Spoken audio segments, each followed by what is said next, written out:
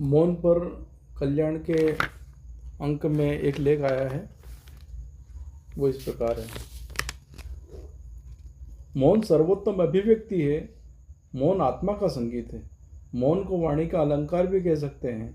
मौन यानी मन का न होना। मौन की अवस्था में मन नहीं होता, और मन नहीं होता तो अमन होता है।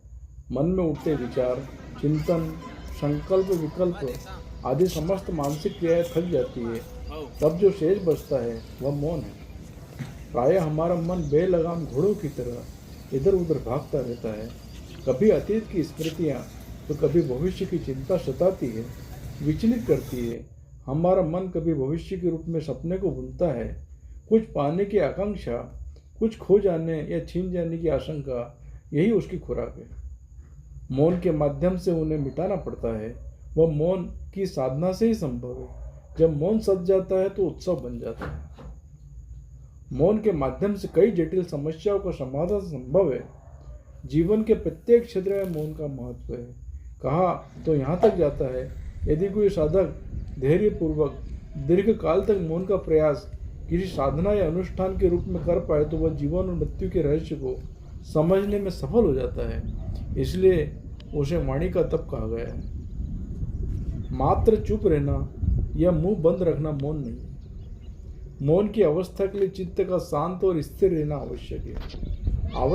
आवश्यकता से अधिक बोलना, बोलते ही रहना, अप्रिय अनर्गल वार्तालाप से हमारी मानसिक ऊर्जा का क्षरण होता है। समय की बर्बादी के साथ अप्रिय अवांछित वाद विवाद कभी बुराई का सबब भी बन जाता है।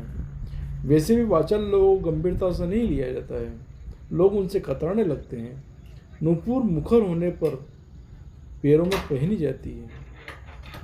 नुपुर मुखर होने से पैरों में पहनी जाती है और हार को गले में स्थान मिलता है। मौन का तात्पर्य मनन करके बोलना है। श्री रामचरितमानस की नारी पात्रों में सुमित्रा जी ऐसी पात्र है जो कम बोलती है। श्री रामचरितमानस के पात्रों में सुमित्रा जी ही ऐसी पात्र है जो कम बोलती है, परंतु बहुत ही नीतिमत्ता पूर्वक बोलती है। चित्रकूट में माता सुमित्रा को नीति ज्ञता का बड़ा मनोहर परिचय मिलता है। श्री जनक जी की महारानी सुनयना का कैकेयी पर अपार रोष है। कौशल्या जी के बार बार समझाने पर भी उनका चित्त शांत नहीं होता।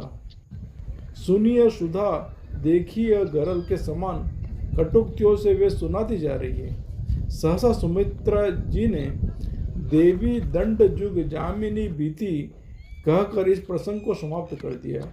यह है मौन अर्थात मनन पूर्ण अभिव्यक्ति।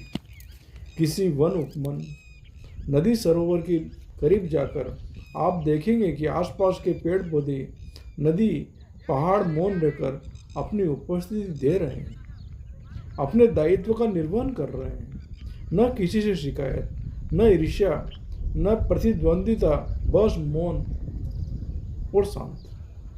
हमारे अंतस का स्वभाव ही मौन है, पर भारी दुनिया के कोलाहल, सांसारिक प्रलोभन, व्यर्थ के क्रियाकलापों, प्रपंचों ने हमारी मौन रहने की भूमिका को धूमिल कर रखा है।